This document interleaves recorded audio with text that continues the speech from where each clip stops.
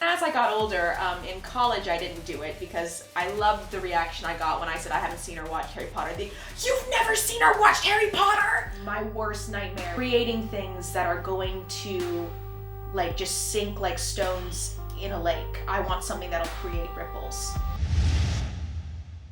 Before getting started, do not press the like button if you're not a supporter of the arts. Do not subscribe if you measure success by the number of zeros in your bank account. Maybe share this video with your crypto bros so you can all have a good laugh about people whose greatest ambition is to tell stories. Because for us, it's not about the big house, the fancy car, the designer clothes. We don't even care about being famous anymore. Our wildest dream is paying the bills by doing something that we love, instead of working at an Amazon fulfillment center, the service industry, any corporate job.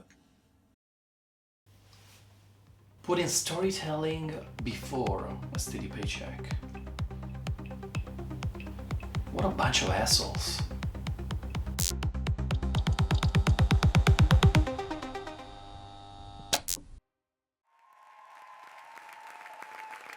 Our next guest is Kate DeLong. She is a successful writer from San Francisco, California, now here in London.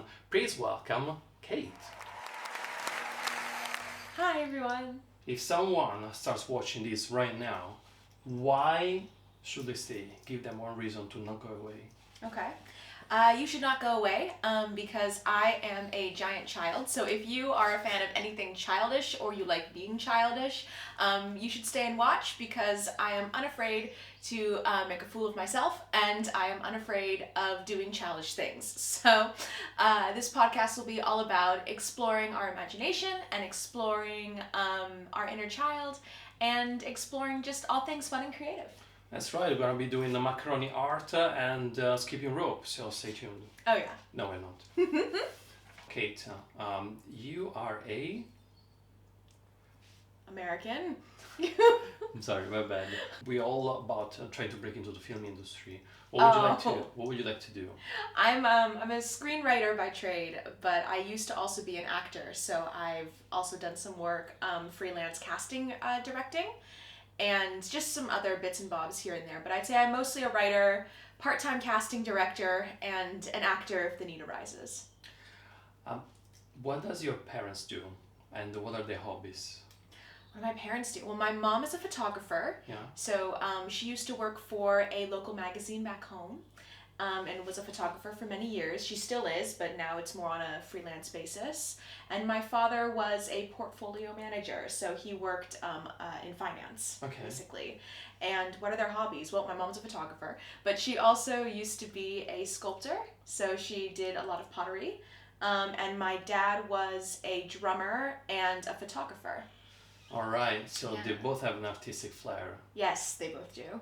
But you didn't go with something practical like arts or taking pictures, you went with writing. Why is that?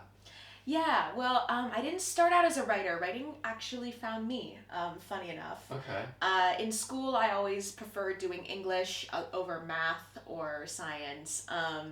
And yeah, I remember there was a certain assignment in the 7th grade where they had us write a creative like story, but we all had to start it with the same sentence. And you know, the other children turned in something that was maybe a page long, and I think mine was reaching 10, because I just ran away with it. Dude, that's so interesting. Yeah. That's a great.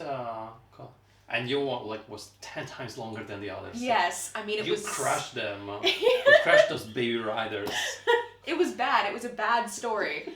It was the worst, but it was, yeah, I just remember loving it, but kind of putting it aside because I was an actress and a lot of my time was spent doing that. Mm-hmm. But then I also took a few, as part of my acting program in high school, we did a playwriting class. So then I also did some playwriting and realized, like I love creative writing, but I love kind of marrying it with theater, which I'd grown up doing, and the entertainment arts. And that's when I found my real love for performative writing, so screenwriting and playwriting. Nice. Yeah. Let's talk about the latest project you completed. Oh my goodness. There are a few, actually. So last year I finished writing my 3rd book, which is now being published online. So I have a Wattpad account. I'm gonna put like the cover here. What's the name of the book? The name of the book might change because I'm considering changing the name of one of my main characters. Okay. But as of right now, it is Oh, What? I thought the name of the book was Might Change, but you said it might change. It might change. It might change. Yeah, Okay, because okay. I'm reconsidering changing the name of my main character. But as it stands right now, it is Artemis and Caspian: The Return, and it is out on Wattpad along with my first 2 books. So, yeah. Would you like to tell the audience what is Wattpad? Because when we first talked, I have no idea. Sure. And you might find some new readers. Absolutely. So Wattpad is a story sharing app and website. Anyone can post anything on there, any kind of writing. Currently, I am unrepresented. I don't have a literary agent, so I post on there just to gain a little bit more of an audience and also see how my book engages with readers.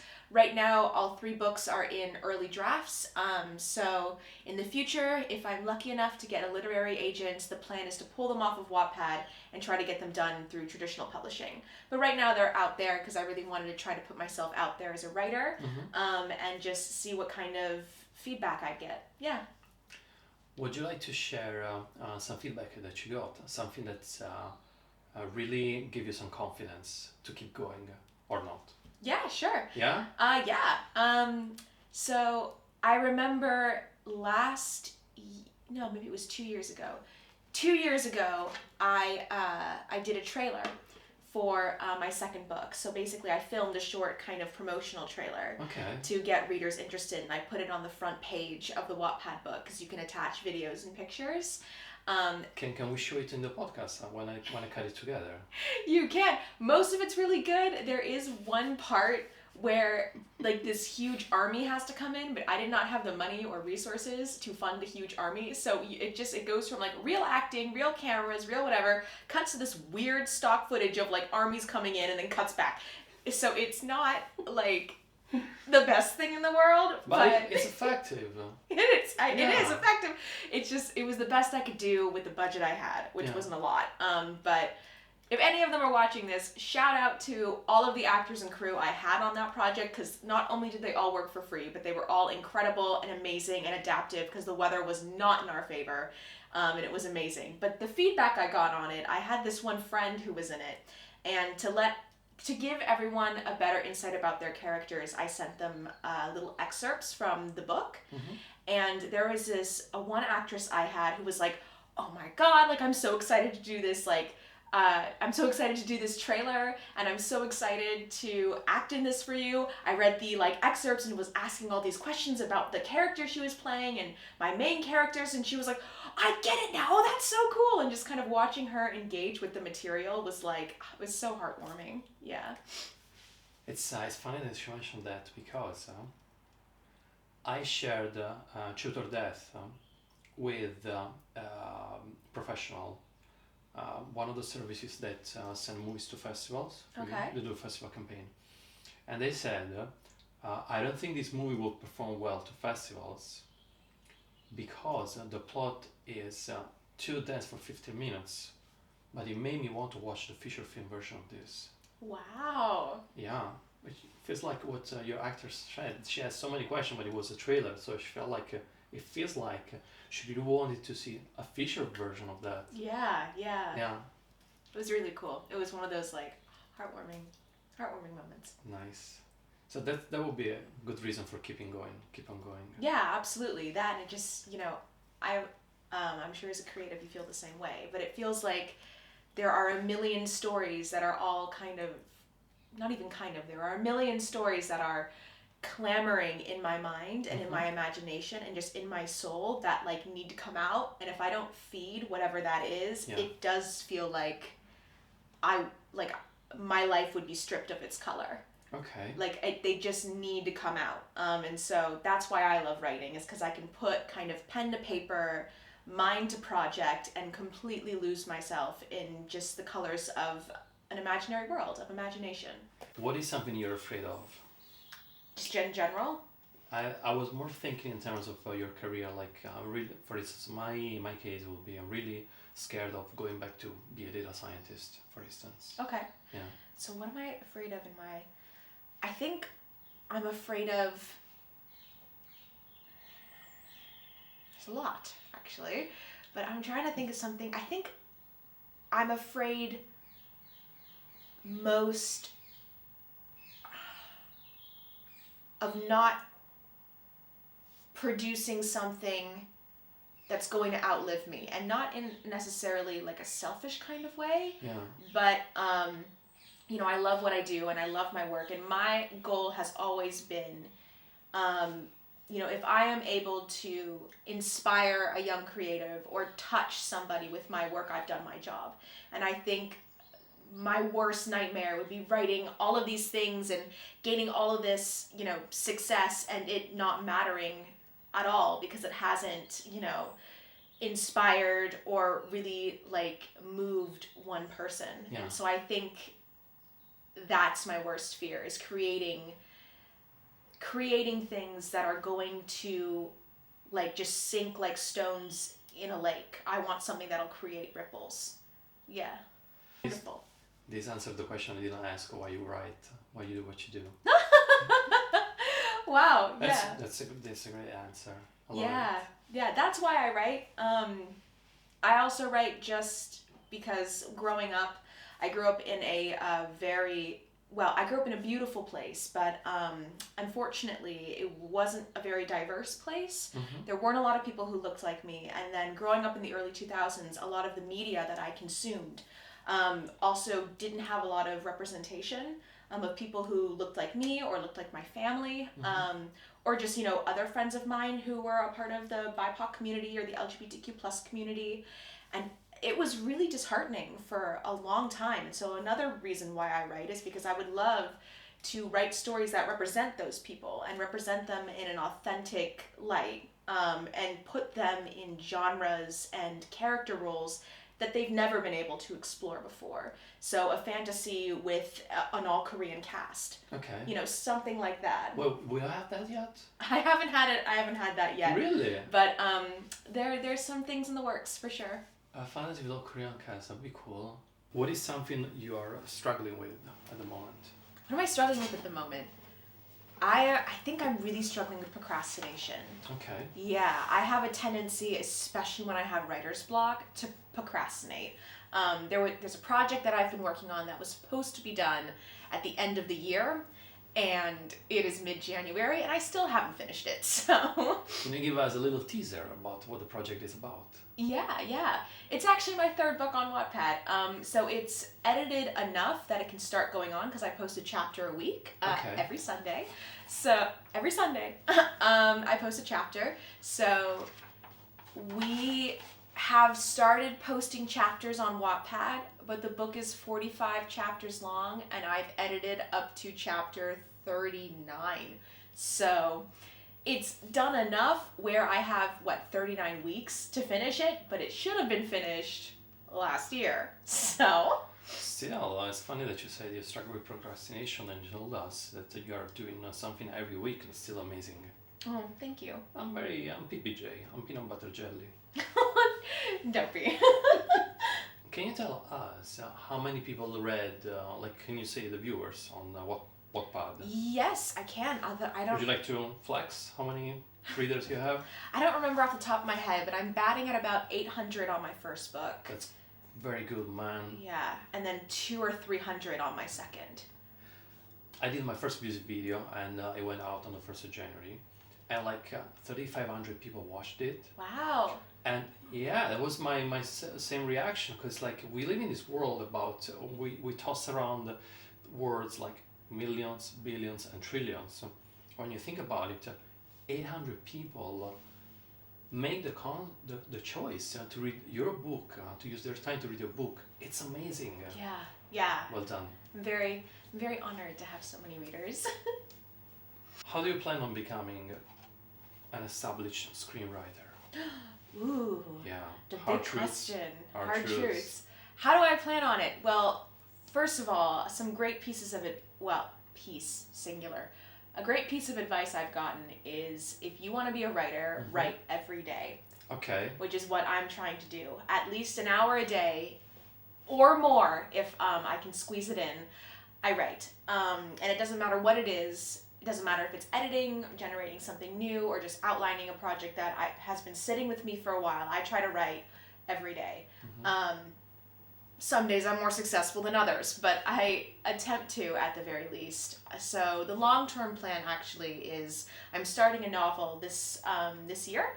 It's a standalone fantasy novel, and I'm hoping by the end of the year I will have written enough drafts and gotten it into a good enough shape to send to literary agents. How important is to get an agent? So important. It is one of the most important steps in being a writer, I personally feel, because an agent is going to be your biggest champion. An agent is going to be the person who understands also the fine text of contracts and negotiating, and is always going to be in your corner. So if there's a production company or a publisher that maybe doesn't want to make some concessions for you as a writer, it'll be on your agent's responsibility to look over the contracts and go, you know what, my writer really wants this, that, or the other thing, or wants these kind of rights or these kind of pay. We're not going to sign unless that happens. So they're going to be the person that really is able to negotiate your contracts. But not only that, they're also going to be the person who has the right contacts to push your career. Okay. So they're going to be the ones who know the publishers, probably on a personal level, or at least on a very, very good professional level. So they can go to the big publishers and go, well, I believe in this book. This book has my word. As a professional agent in the industry, therefore, I think you should really take it on. And they're going to be really good about selling your novel and selling it to the right people, because there may be publishers out there who don't want your genre. So they're going to know what publishers are looking for, how to sell your book, how to really highlight its unique selling points. And same thing with screenplays and agents who have relationships with producers and production companies that are looking for certain scripts. If you send in a script without an agent, they don't know if it's going to be any good, because you don't have anyone to back it up. They didn't pass the first gate. Exactly. If you send it in with someone who's an agent at a really reputable company, they're going to go, wow, we've had several other writers who have written things that have done really well, and they're also clients of this agent. We trust this agent's word that this is going to be good. Why don't we take a look at that? Why don't we take a look at it? You get the stamp of approval. Yeah. Okay, so an agent is a champion. Yes, and it should be a professional working relationship. I would ideally like to someone too who it could form into even more of a friendship, because that's what you see in the movies all the time. If you have the main character is a kind of artist, like a writer, an actor, they always have a personal relationship with the agents. I wonder if that happens in real life. It does. I worked at an agency, and I'll say that my agent's actors, because it was an actors agency, she had a very close relationship with most of them. They all would come over and just have lunches with her, and she would always let them know kind of where they were in terms of what she's been submitting them for and all of that. So so that's honestly what you want your agent to be, because the agent is going to be working on your behalf. It's a very, I'm forgetting the word, but it's a very kind of give and take, I guess is the closest thing I can come up with right now, relationship. Your agent will only make money if you do well. So you should have an agent that is really in your corner and really believes in you as an artist and a person, because then they're going to make money off of your success. Yeah. Would you tell some tricks of the trade about writing a story? What makes a story compelling? Okay, there's lots of things that make a story compelling, but my biggest trick of the trade, and this is actually for all of the creative industries, do as much as you possibly can. I'm a better writer because I was an actor. I was a better actor because I directed. I was a better director because I produced. Anything and everything you can do it, because you're going to learn so much about just how the entire industry works, and this is in theater or film. Not only that, but you're going to gain such a respect about what people do. After doing some theater and doing theater director work, I know I can never be a director, but I have an insane amount of respect now for what they do, because their job is really hard. But in turn, what I learned from it, I was able to use in my writing. So that, again, is just a huge piece of advice. Just get your hands on anything and everything. Do sound, do lighting, do acting, casting direct, do some producing if you can, direct, write, just do it. Because you're going to learn so much that'll help you with your own craft. And then, but what makes a story compelling is what you wanted to know. I want to know whatever you want to share. Okay. What makes a story... I believe what makes a story compelling is your characters need to appear as human as possible. And that includes your protagonist. So if you have a protagonist that is perfect and doesn't do anything wrong and appears kind of like the savior hero that, you know, makes no mistakes, that's not going to be somebody an audience member can relate to. Because everyone is flawed. So if your protagonist appears to be perfect, appears to be this amazing person, but they have one central flaw that takes them down every time, that's an interesting character because they're going to learn from their mistakes. Let me throw you a curveball. Okay. So you said flaws make the characters relatable, human. Okay. Yeah. John McClane, what's his flaw? Who? Sorry, what? I don't know. What name did you say? John McClane? Is that what you said? Yeah, from Die Hard. From Die Hard. Yeah. I'm gonna be horrible and say I haven't actually seen Die Hard, but Okay. I'm a fantasy comedy person. So, ask me about Kaz Brekker from Shadow and Bone because I can go on about him for ages. What's her name? Kaz Brekker. Kaz Brekker. Yeah. Can you tell me what about Kaz Brekker from Shadows of Crows? What's their His fatal flaw. Yeah. From Shadow and Bone, Kaz Brekker. Yeah. That's what I say. Okay, we're gonna pretend that's what you said. Okay. Kaz Brekker from Shadow and Bone. So glad that you asked me that. Well, Shadow and Bone was adapted from Lee Bordugo's Six of Crows, which is a book I adore and I've read so many times. What's his fatal flaw? Greed. Okay. Greed takes him down. I mean, she does such a brilliant job of setting up a protagonist that we want to like so badly, but he makes some like really bad decisions. Okay. Yeah. And she does, I mean, I remember the opening scene, at least in the book. I mean, it's great in the TV series as well, but in the book, we get to see how smart he is from the opening scene. I mean, she just sets him up as this deceitful, clever, like very intriguing character. But we learn very fast that greed is what pulls him. Even though we want him to do the right thing, and we can tell that he wants to do the right thing as well, in the end, he's always going to do what's profitable for him, which is greed. Even if it means hurting the people he loves, even if it means like putting people in danger, he's going to choose something greedy. And now, a word from today's sponsor, Wikipedia. Just kidding. Wikipedia is definitely not sponsoring this podcast. In fact, I doubt they even know I exist. But I am sponsoring them. Because when people ask me if I have a dream, I always tell them I want to become rich enough to buy Wikipedia. Before you strike me off as some supervillain, let me explain. I hate that time of the year, usually around Christmas, when Jimmy Wales, the creator of Wikipedia, has to put up the banner on the website. You know the one I'm talking about? He looks at you with those sad digital puppy dog eyes asking for £2. £2. It breaks my heart. Imagine building the greatest library in human history and having to beg for coffee money every December. My evil plan is to get rich enough to write him a check so massive he never has to do that again.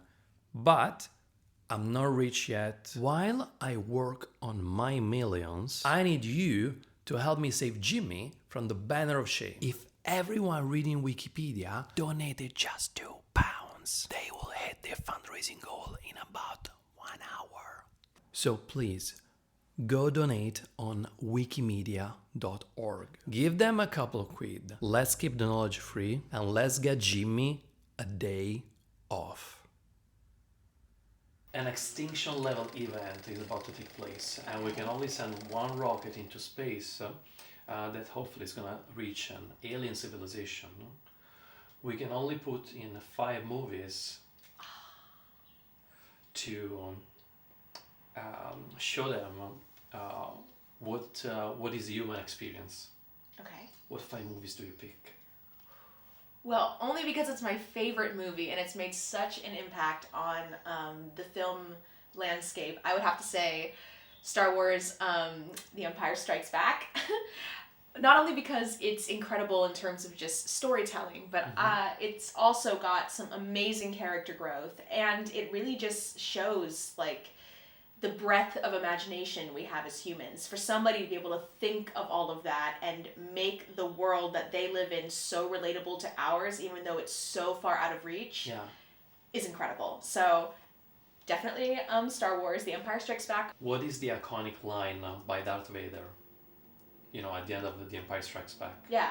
It's not Luke, I am your father. It's I am your father. She knows! I know. She knows. I know. Curveball avoided. Curveball avoided. Yeah. Okay, Bigger fan than that. Next, I'm trying to go with like the first 5 things that pop in my head. And the other thing that just popped up was August Wilson's Fences with Denzel Washington and Viola Davis. Okay. And I only say that because Viola Davis's performance in that movie, awe-inspiring good. Did she win the Academy Award for that one, didn't she? She might have, yeah. I'm not sure though, don't quote me on that. I don't remember if she did or not, but I mean, that whole monologue she has as Rose, she plays Rose, and she has it to Troy, and she goes, you know, I've been standing here with you. That entire monologue is just a masterclass in acting in itself. It is so good. Not only that, but August Wilson is one of my favorite playwrights, and I think his work is so important, and it really shows just the breadth of the Black experience in America, and he just does such a great job of weaving like really uncomfortable themes into really beautiful, like power-driven narratives.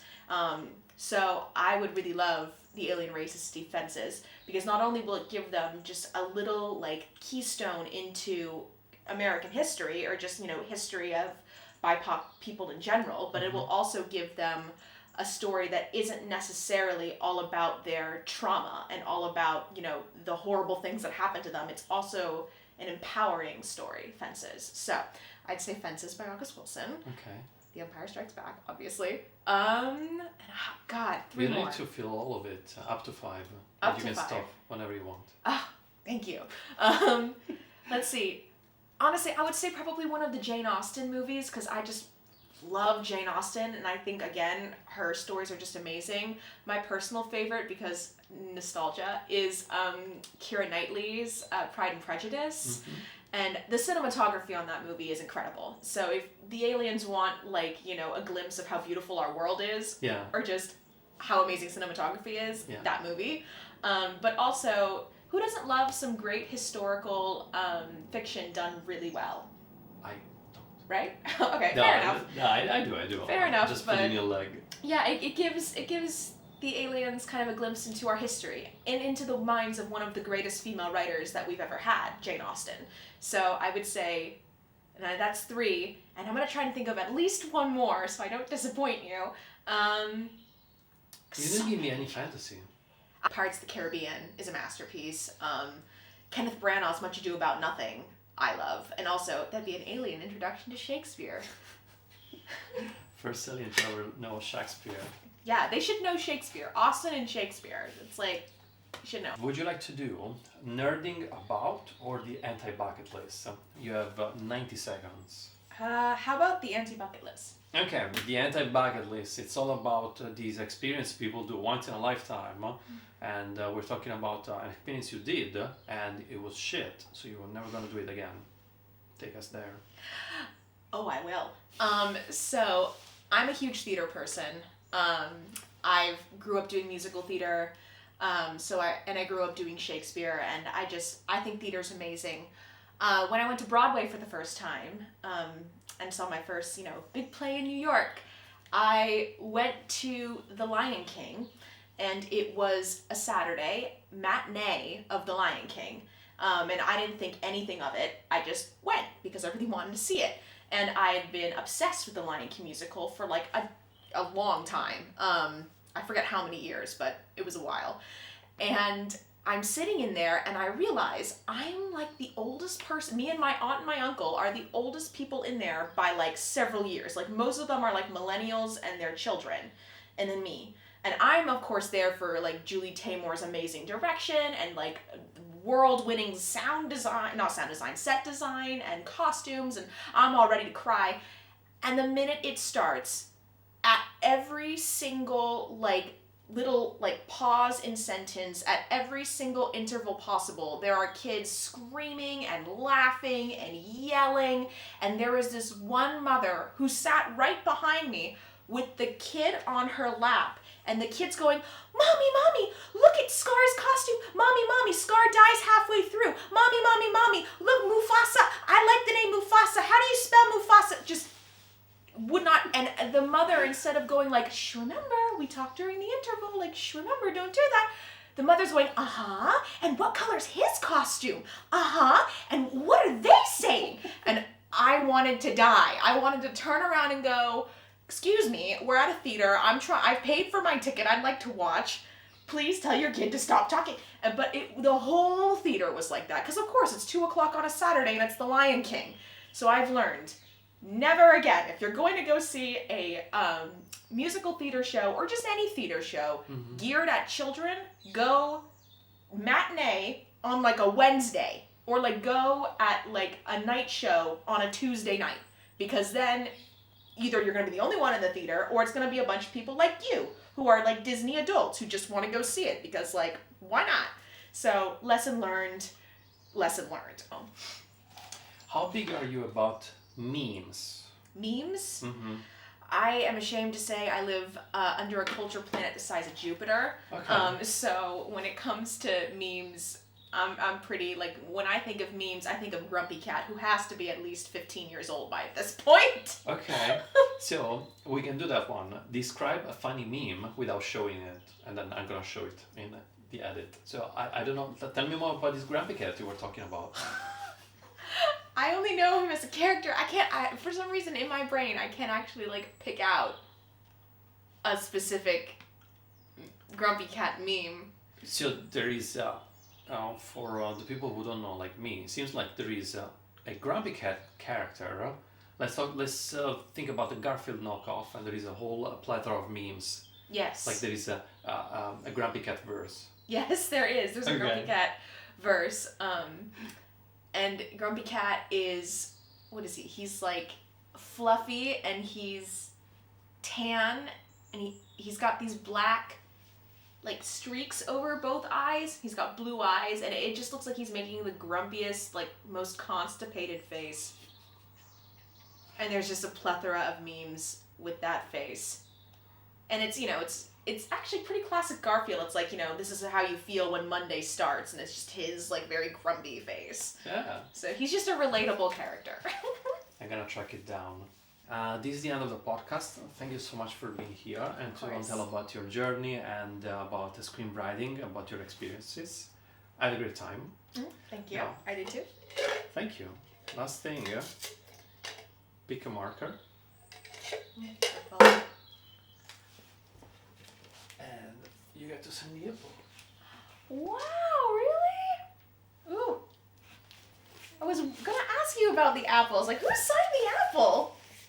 People did. Everybody. Should I avoid the apple itself? I want you to avoid the apple for now. See how long we're gonna go. Okay. I have 20 guests coming. Wow. Yeah, so it's gonna be filled pretty quickly. But okay. Yeah. Actually, I might choose a different color because someone's already done purple, so I might be bold. We only have 4 colors. Different and do green. Green. Okay. Here we go.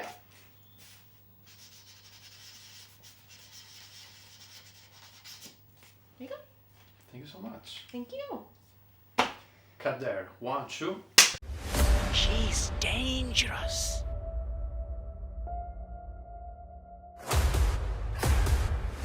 My king, she can't be trusted. Artemis will be the undoing of us all. Caspian. Cerberus marches on Calaton with an army twice our size. If you do nothing, we'll all be killed. Father, help me. I need an edge. Something that will rid me of this witch and warlock. The young king doesn't know me. I can easily go and portray as a nobleman and get him to sway in our direction. I wouldn't trust anyone else. Then I'd ride at dawn.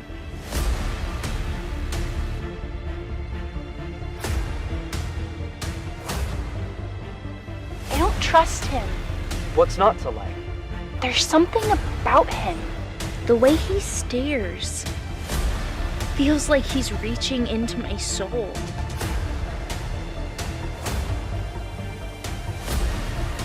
Show me your secrets.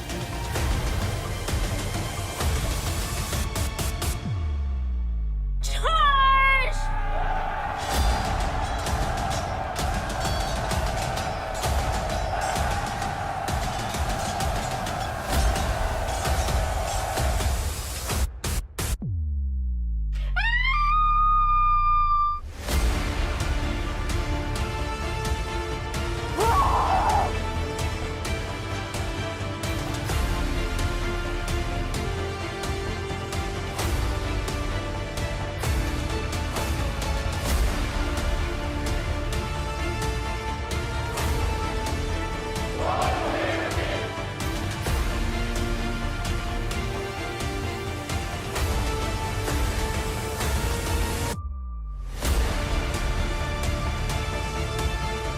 Gods, forgive me.